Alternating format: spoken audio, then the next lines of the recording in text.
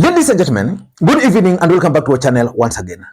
And it is my hope and prayer that the video is going to find you guys in good health. Personally, I am fine, as you can see. Kisumu is fantastic, and maybe you could also let me know where you are watching the video from, the county or the country, in case you are out of the republic. Ladies and gentlemen, I've always maintained on this particular platform that William Ruto is the easiest president to remove from office via the ballot. Because William Ruto so far has lost the narrative. He can no longer sell the hustler dynasty narrative. William Ruto has lost the church. William Ruto used the church in the last election effectively.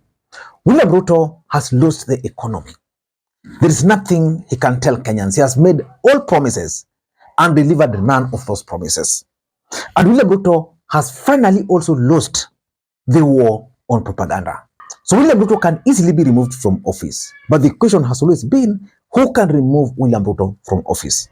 And based on what I'm trying to see, William Ruto is going to be defeated in 2027. And William Ruto has only, in my view, only one option: the rigging option. But I have bad news for William Ruto and his team. That even that rigging, with the emergence, with the political awareness of the agencies, might not succeed. And of course, his allies are already bragging about that strategy of rigging. Over the weekend, Oscar Sudi stated something which shocked the entire country. That William Ruto is going nowhere. And that even if William Ruto were to be defeated, they will add those votes. Hii Kenya hakuna rais ameenda kwa miaka 5. Kwani huyu ndiye atakuwa wa kwanza? Kama tunafanya nini? Kama tumelala wapi? Kama nini imefanyika? Kwani Kenya ni yenu? Kama hiyo mumelimedia na Ruto. Abo tungoma nyigura hili kinyiti.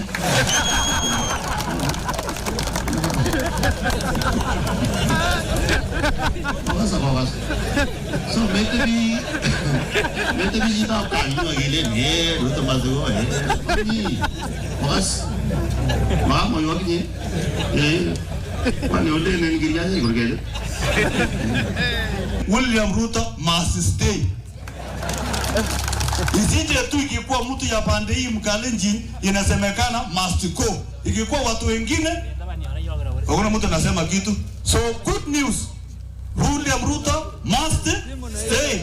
Hizi vitu mingi yenye iliundwa kuanzia Facebook, kuanzia X, kuanzia Twitter, kuanzia WhatsApp, iliundwa kwa minajili ya kufanya biashara. Lakini watoto wetu wengi sana wameshindwa kuelewa hii mtandao iliukwani. Sasa wanatumia kutuzi wengine, wengine wanachora wengine wakiwa bado wako hivi, wengine wanachora wengine kama wamekufa. Sasa hiyo inakupea pesa ngapi kwa siku? Utupatie nafasi tuongee 2027 na mujipange. Wacha kuongea tu hapo kwa mtandao. Ruto must go. Sijui Ruto anachoma amekufa kwa sababu sijui nini. Kwanza wewe mwenye ulichona William Ruto na mwenye ulisponsor kuchona William Ruto, utakufa mbele ya William Ruto na utakufa mbele yetu sisi wote. Rais, unajua mimi natoka kaunti ya 24. Kaunti ya Baringo sisi ndio tunajua mambo ya 24 years. Sisi ndio tunajua kwamba manufacture rais akae 24. So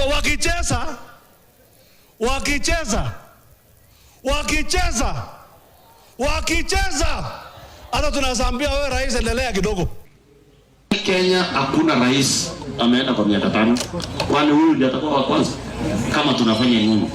Kama tumelala wapi? Kama nini imefanyika? Kwani Kenya ni yenu? Mjue na mjue William Ruto aende mahali. Makawa abo tungoma nyigura hili kinyiti. But the question remains, can William Ruto succeed in rigging the elections? Of course, the signs of rigging are already there. These abductions we are witnessing, they are designed to scare Kenyans. As a matter of fact, moving forward, so many people are going to be abducted moving forward.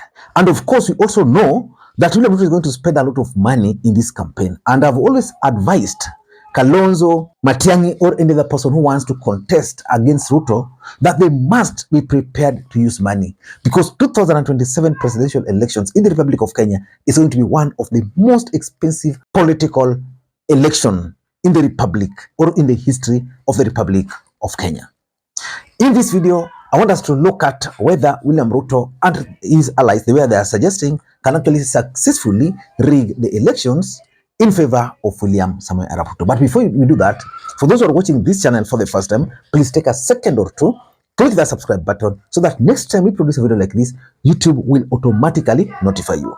And to the subscribers, I want to continue thanking you guys for your continued support, because without that support, this channel cannot be where it is. Ladies and gentlemen, without any further ado, allow me to dive in. Ladies and gentlemen, William Ruto's strategy for 2027 is very simple. William Ruto is banking on the support of the Western Alliance.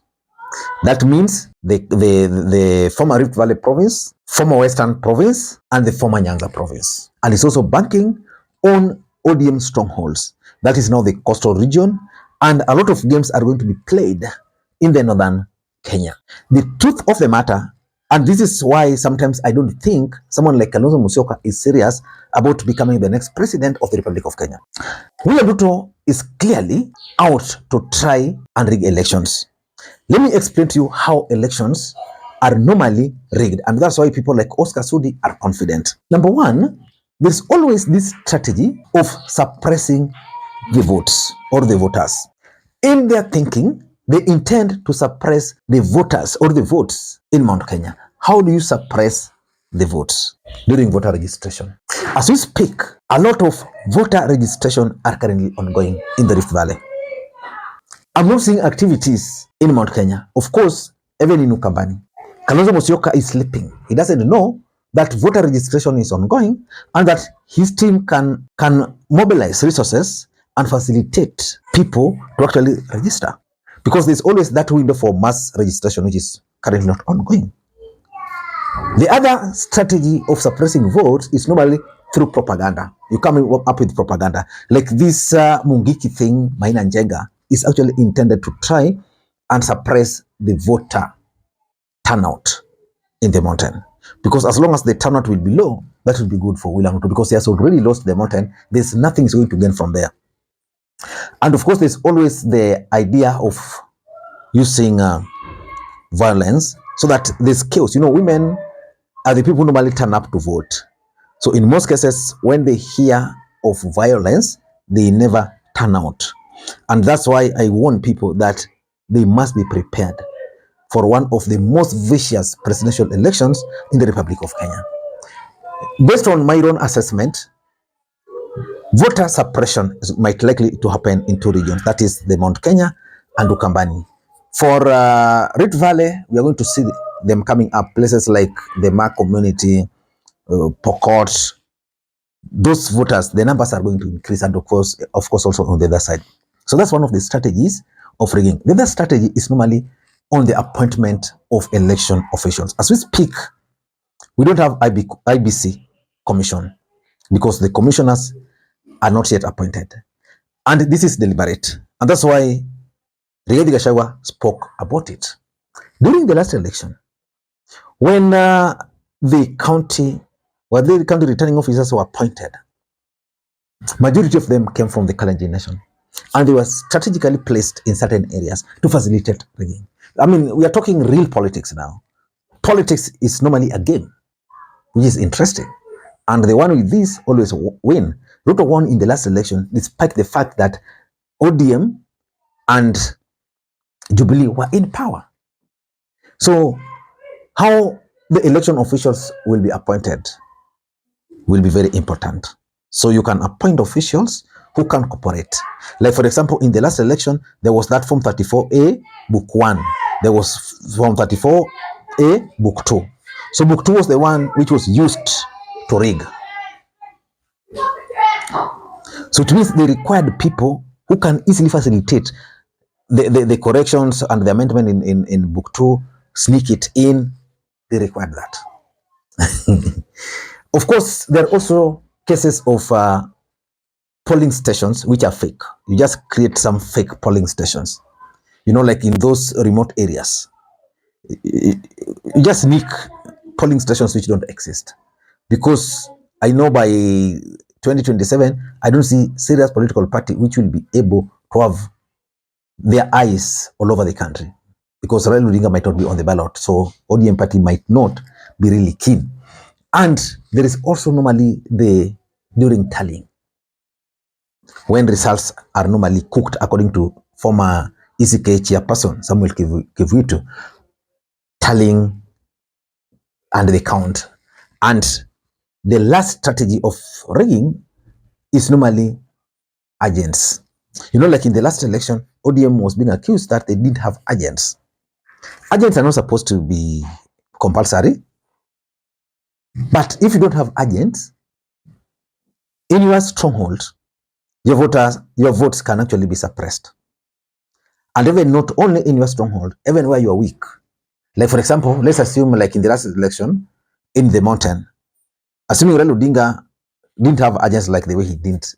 So it was possible for William Ruto to win, let's say with 450 versus Raila Odinga's 200. So it was easy to just give Raila 100, deny me another 100, add it to Ruto. People will not complain. People are okay, kumbe the mountain did not vote for Raila Odinga because politics is a perceptual game. But the biggest question is, will they succeed in rigging in the next election? Mwai Kibaki succeeded in rigging the 2007 presidential election, the Tharaka Nithi. In 2013, there were elements of rigging. Yeah, but because of the tyranny of numbers, they were able to manage them well. 2017, rigging took place, ODM was prepared, and they were able to prove in court that those elections were actually rigged.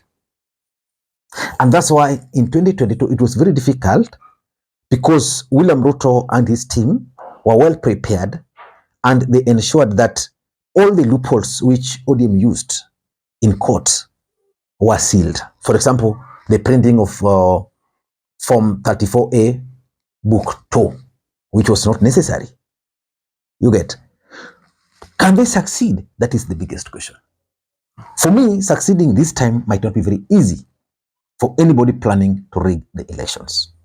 For 4 reasons only. Number one, the agencies in the Republic of Kenya are currently on high alert. Rigging nowadays takes place through technology. The current generation, which were not politically aware in the last election, are now politically aware. Actually, they are the ones who are going to shape the elections in 2027. And because they are politically aware and they are techno-savvy, it's going to be very difficult to rig. I'm sure some of them will even come up with softwares which will be able to relay parallel results even more efficiently than the one which IBC will implement. So it's going to be a bit difficult. And you know, these agencies, if they continue the way they are troublous. It means they'll be able to relay reports from across the entire nation unless they'll disintegrate and start taking the tribal politics. I was talking to a friend and he was like, you see, Lee, by 2027, the agencies will go back to their roots. Those from the Luo Nation like Kasmuel, blah, blah, will go there. Those from the mountain will go back there. But I think the agencies will make it very difficult. Number two, the mood of the country will also force whoever is planning to rig not to attempt. You see, like in the last election, William Ruto did well. He had a narrative. He was prepared. The mood of the country was not really for Raila Odinga and was also not really for William Ruto. Anybody, the elections were actually going to go whichever side. If Raila Odinga had been declared, people would have accepted. If Ruto had been declared, the country would have moved on because there was some kind of element there of fatigue. But the mood of the country today is Kasongo must go. Kasongo. And I can assure you, with the mistakes people like Oscar Sudi are making, it's going to get worse for William Ruto and his team because the mood, it's going to be like, you remember the Yote Aweze Kana Bila Moi. That's exactly what William Ruto is likely to face. And of course, the lessons from the past elections. Kenyans have gone through several elections. New techniques have always been used to rig. This time round, I think rigging it will require a bit of proper planning.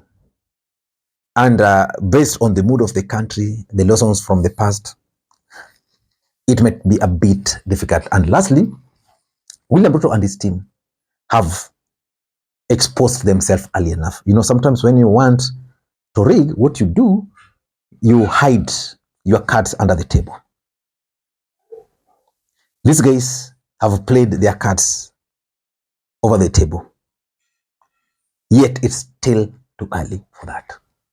So which means as we move forward, the country is now keenly monitoring whatever they are doing.